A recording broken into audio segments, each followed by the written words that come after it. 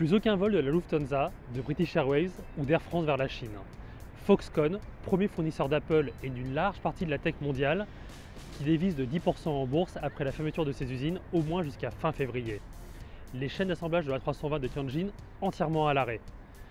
Une baisse de 7 à 30% de la production automobile mondiale au premier trimestre et un baril de pétrole qui chute de 20% en un mois. L'épidémie de coronavirus nous apporte deux enseignements. Le premier, c'est la matérialisation du poids économique de la Chine. Premier importateur mondial de matières premières et usine du monde, la santé du pays impacte tout le reste de la planète. En 2003, quand le SRAS avait touché le pays, à l'époque, il ne représentait que 4% de l'économie mondiale. Mais aujourd'hui, il compte pour 16% de cette économie. Aussi, les 2 points de PIB que va perdre la Chine au premier trimestre signifient 0,5% pour le reste du monde. Le second enseignement est la fragilité de notre système économique mondial. À l'heure où je dis ces mots, le virus a provoqué plus de 600 morts et touche environ 30 000 personnes dans le monde. À l'échelle individuelle, et celle des familles, c'est évidemment un drame.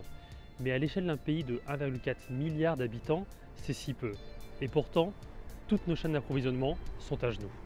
Cette hypermondialisation n'est pas une découverte, et encore moins une surprise. Mais savions-nous que nos approvisionnements étaient si fragiles et pouvaient s'écrouler en quelques semaines pour un événement certes grave, mais d'une ampleur limitée? D'autant plus que le gouvernement chinois nous envoie des gages de prise au sérieux du problème. C'est d'autant plus inquiétant que cette épidémie de coronavirus n'est sans doute que l'avant-garde d'un problème plus vaste.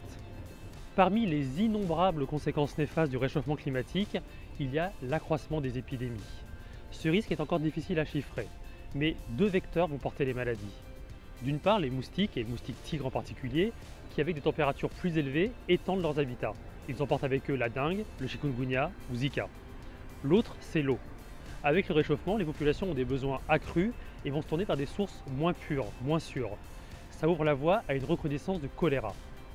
Notre capacité aujourd'hui à gérer le coronavirus est un vrai stress test pour l'avenir.